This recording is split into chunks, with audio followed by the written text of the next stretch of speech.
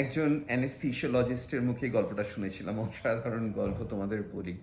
একটি পেশেন্টকে অপারেশনের জন্য থিয়েটারে নিয়ে যাওয়া হয়েছে, তাকে অ্যানাস্থেশিয়া দেওয়া হবে, তার মুখে কিছু গ্যাস শোকানো হচ্ছে।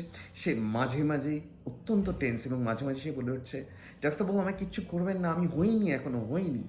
সে খালি বারবার বলে উঠছে মিনিটে মিনিটে, আমি হইনি হইনি, কিছু করবেন না।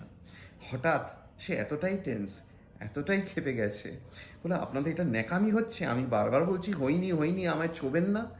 বলে সে ওটি টেবিল থেকে নেমে পড়ে, আমি চাই না অপারেশন হতে, বলে গটগট করে নাকি ওটির বাইরে চলে গেছিল। সত্যি মিথ্যে অতটা জানি না, আমি নিজের চোখে দেখা নয়, কিন্তু আমার নিজের চোখে দেখা একটা গল্প তোমাদের বলি।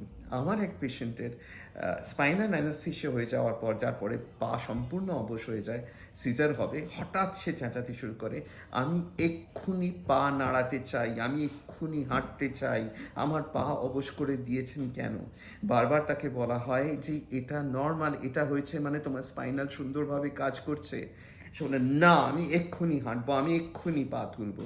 শেষকালে পিডিয়াট্রিশিয়ান ডক্টর রুমা রে ছিল, এসে এক ধমক দেয়, একদম চুপ করে শুয়ে থাকুন। তারপরে অনেক কষ্টে পেশেন্টকে শান্ত করে সেই ডেলিভারিটা আমি করি। অ্যানাস্থেশিয়া নিয়ে প্রচুর গল্প এবং অ্যানাস্থেশিয়া নিয়ে ডিটেল ভিডিও আমি তোমাদের জন্য করবো শিগগিরই।